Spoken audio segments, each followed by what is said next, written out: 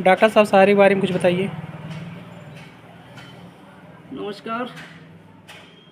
सहारा India bank में मैं 1978 साल से 1998 सितंबर महीने से काम शुरू किए थे। सहारा इंडिया परिवार 1978 साल से 1 फरवरी से शुरुआत किया है। इसका जन्मदिन है तो 48 वर्ष पूर्ति हुआ और सहारा 6000 कार्यालय बहुत सुचारू रूप से 32 वर्ष तक काम किया। सहारा श्री का वीडियो हम लोग देखा है और सहारा का कार्यालय से कोई धोखाधड़ी नहीं किया है। मेरे विचार से यही केंद्र सरकार का सेबी, सुप्रीम कोर्ट, कांग्रेस सरकार, बीजेपी सरकार, वित्त मंत्रालय, इन्हीं लोगों ने धोखाधड़ी करके देश के जनता का पैसा हड़प करने का साजिश रचित किया और सहारा चेयरमैन ने ही केंद्र सरकार के खिलाफ, सुप्रीम कोर्ट के खिलाफ लड़ाई किया। हम लोग 15 लाख कार्यकर्ता एवं 13 करोड़ जनता यही केंद्र सरकार और सुप्रीम कोर्ट के खिलाफ लड़ाई करत 14 साल बिताई दिया है। सहारा चेयरमैन को भी हत्या कराई दिया है और 8000 कार्यकर्ता से ज़्यादा हत्या हो गया है। 10,000 से भी ज़्यादा जमाकर्ता हत्या हो गया। 2012 साल में कांग्रेस सरकार अमेरिका सरकार के कानून अनुसार देश शासन करके ये वकील लोग हम लोग को फंसाया है। फिर 2014 साल में बीजेपी सरकार आए। हम लोग सोच रहा था कि बीजेपी सरकार सहारा सेवी का मामला का समस्या समाधान करेंगे। जब राम जन्मभूमि 500 वर्ष तक मुकदमा चला और मोदी जी ने उसको समस्या समाधान किया तो उस समय सहारा का मामला क्यों नहीं समस्या समाधान किया।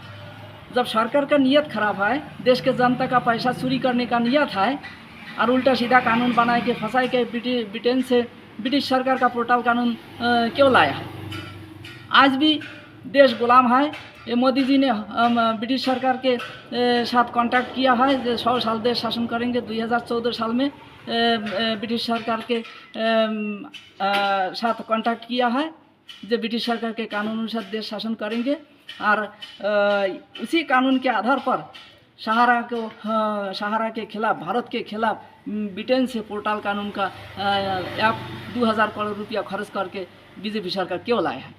जब सवाल पूछा जाता है तो बीजेपी सरकार, केंद्र सरकार, सुप्रीम कोर्ट क्यों नहीं हमारा सवाल का जवाब देते हैं। आज हम लोग को साथ हम लोग ईमानदारी से काम किया और हम लोग को उल्टा सीधा कानून ब्रिटेन, अमेरिका के कानून के अनुसार पोर्टल कानून बनाकर जनसेवा केंद्र को भुगतान करने का ऑर्डर दिया है और हम लोग ऑफिस में काम करने का, पैसा जमा करने का, निकालने का कोई परमिशन नहीं दे रहा। तो कितना तानाशाही गुंडागर्दी कब तक करते रहेंगे। हम लोग भी अगर राजनीति करेंगे तो मेरा भी आज़ादी सरकार संगठन है। नेताजी सुभाष चंद्र बोस के आज़ादी सरकार को संगठन में मैं भी युक्त है। अगर हम लोग राजनीति करेंगे तो एक को पार्टी को आता पता नहीं रहेगा, ना एक को मुद्दा रहेगा। क्योंकि देश आज़ाद करे खातिर नेताजी सुभाष चंद्र बोस ब्रिटिश सरकार के खिलाफ, अमेरिका सरकार के खिलाफ लड़ाई किया है। ये गवर्नमेंट ऑफ इंडिया ये तो बाद में ब्रिटिश सरकार बनाया है, लॉर्ड माउंटबेटन। तो देश कहाँ आज़ाद हुआ। झूठ बोल के बेवकूफ़ बनाते हैं। जो 15 अगस्त स्वतंत्र दिवस है, ये 15 अगस्त स्वतंत्र दिवस नहीं है, राष्ट्रीय काला दिवस है। 21 अक्टूबर है भारत का, अखंड भारत का स्वतंत्र दिवस। तो इतिहास बहुत लंबा चौड़ा है। मैं इतिहास का तरफ नहीं जाना चाहता हूँ। हमारा कहने का मतलब है सहारा इंडिया परिवार को अगर केंद्र सरकार परमिशन देते हैं, जिस कानून के अंतर्गत हम लोगों ने भारतीय रिजर्व बैंक के कानून अनुसार सहारा इंडिया को भुगतान किया है, आज सरकार परमिशन दे दे 2 महीना का भीतर में सारी भुगतान निपटाई दिया जाएगा। कार्यकर्ता को ये नॉलेज है। और केंद्र सरकार सहकारिता मंत्रालय ब्रिटिश सरकार के उल्टा कानून लाए के जनसेवा केंद्रों को भुगतान करने का जो आदेश जारी किया है, ये गलत तरीके से आदेश जारी किया है। अंग्रेजी कानून के अनुसार अगर नाम का स्पेलिंग अगर थोड़ा सा फर्क हुआ तो कैंसिल हो जाता है, और पैसा दे के ऑनलाइन करना पड़ रहा है। एक बार नहीं, दो दो बार पैसा खर्च करके ऑनलाइन करना पड़ रहा है। कितना बड़ा घटिया कानून बनाया है। ये घटिया कानून से भुगतान नहीं होगा, इसलिए केंद्र सरकार को तत्काल सहारा के चेयरमैन के भारतीय रिजर्व बैंक के कानून अनुसार पोर्टल कानून हटा के सहारा कर्मचारी को भुगतान करने का परमिशन देना चाहिए। और नहीं तो आखिरी रास्ता है, सभी कार्यालय को central registrar, SEBI, supreme court, वित्त मंत्रालय, प्रधानमंत्री कार्यालय सब सहारा का तरफ से घिराव करना पड़ेगा। और मीडिया के सामने उन लोगों को उपस्थित करके जवाब सवाल करना होगा, इंटरव्यू लिया जाएगा। यही हम लोग को आखिरी रास्ता है। अब सरकार क्या चाहते हैं? अगर ईमानदारी से अगर काम करने का परमिशन देते हैं तो मामला सुलझाया जा सकता। मैं जो बात कर रहा हूँ, मैं भी यही सुप्रीम कोर्ट के खिलाफ, ब्रिटिश सरकार के राष्ट्रसंघ संगठन के दी है अदालत के खिलाफ मैं भी एक अदालत गठन किया हूँ। Hindustan international civil service supreme court नाम दिया हूँ। जो कोई भी अदालत अगर गलत करेगा तो कम से कम हम लोग समालोचना करेंगे, हम लोग वो गलत फैसला के खिलाफ कमेंट करेंगे। देश में न्यायपालिका ये न्याय नीति के विपरीत काम किया है। देश के जनता को न्याय दिलाने का काम नहीं किया, फंसाने का काम किया है। ये सुप्रीम कोर्ट नहीं है, ये ब्रिटिश सरकार के बनाया हुआ सुप्रीम कोर्ट है।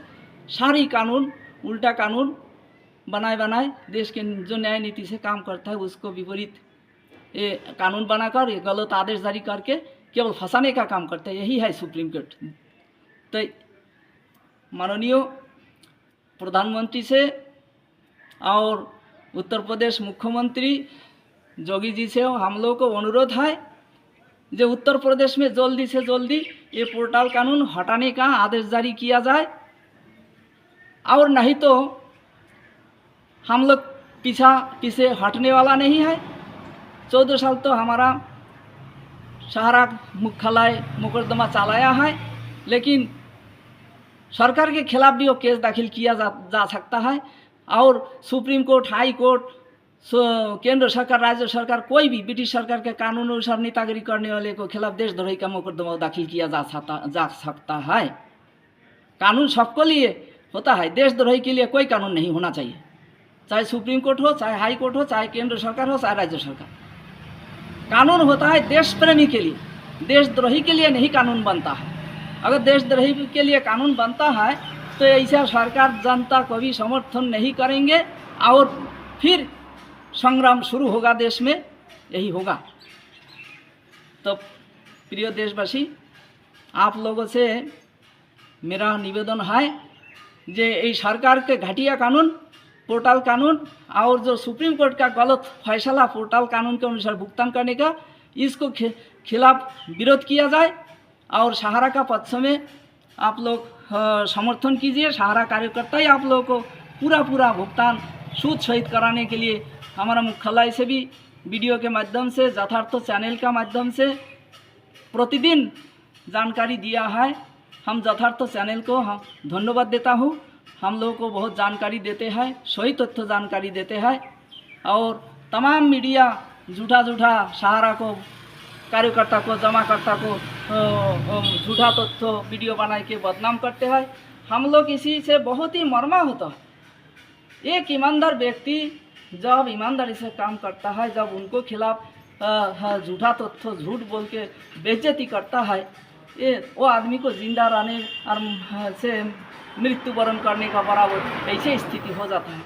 तो ऐसे स्थिति कर दिया है पूरा केंद्र सरकार, और भारत के जनता को ये भिखारी बना दिया है। अगर ये 14 साल में अगर सहारा बैंक को कामकाज करने दिया होता तो बैंक का भी कामकाज अच्छा चलता। सहारा का पैसा फंसाई के सेबी का खाता में ट्रांसफ़र करके, वित्त मंत्री को खाता में ट्रांसफ़र करके, डॉलर खरीद करके केंद्र सरकार पैसा कमाई कर रहा है।